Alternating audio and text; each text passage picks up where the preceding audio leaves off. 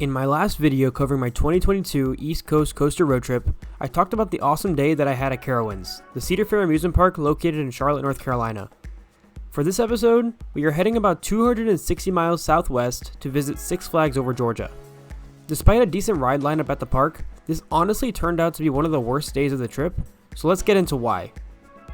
After getting our rides, merch, and footage at Carowinds, we hit the road. It was about a 4-hour drive from Charlotte to Atlanta, and the traffic wasn't too great, so I remember it taking even longer to get to the hotel for the night. We considered doing something that night in the city, but we were so beat from the day before that we just decided to stay in the hotel and pass out. We woke up early the next morning and hit the park at nearly rope drop. It was nice and cool this morning, but we knew that the heat was coming later in the day. I just don't think we realized how much this would affect our day in the end. We started our day at Twisted Cyclone, the compact RMC hybrid that was converted from Georgia Cyclone. Now, I had visited this park several times in middle school when I lived closer to Atlanta, and I honestly didn't mind Georgia Cyclone. It was an old Dinwoody that didn't really do much, but it was one of my first big roller coasters, so I thought it was a lot of fun.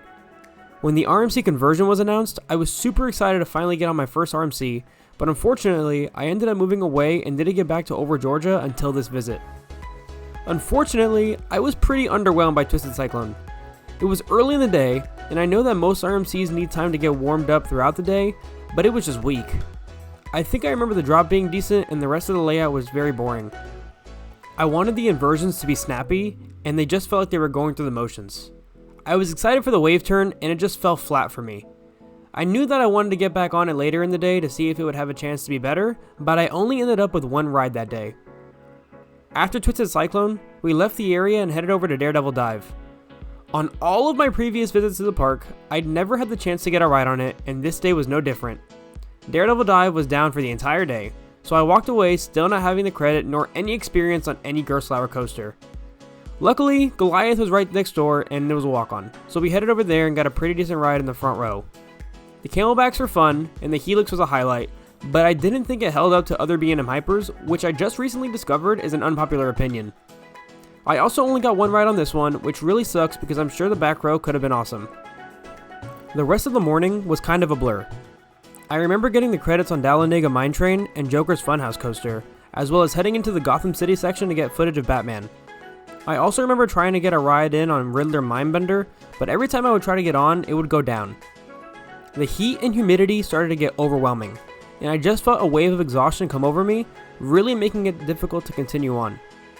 We once again were trying to take plenty of breaks, but I guess it was just impossible to find any good AC in the south.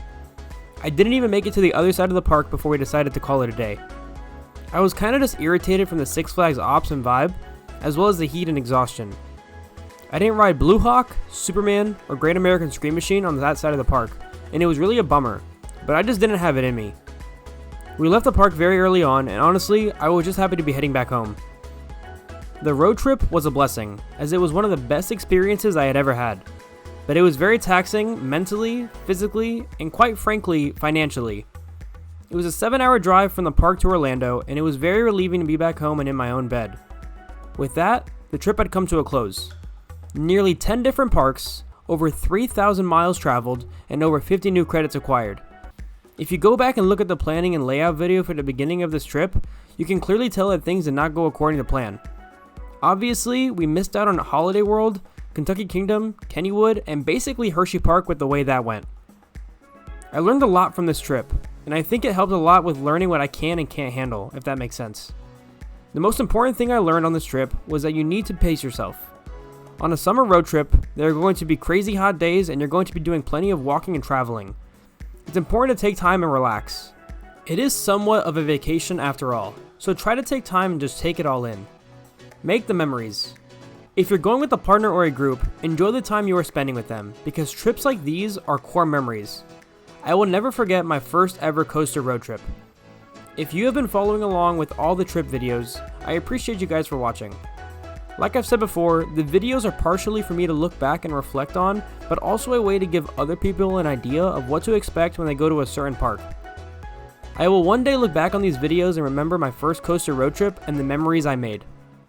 With that, I'm Sean from East Coast Amusements, and I will see you guys in the next one.